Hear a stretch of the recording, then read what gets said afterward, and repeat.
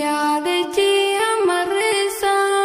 maantu bannee caljattee teessa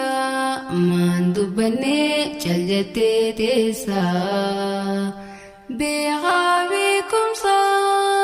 meeqa qabda garaa keessa nuu himee lakkooysa nuu himee lakkooysa ati gara jubisa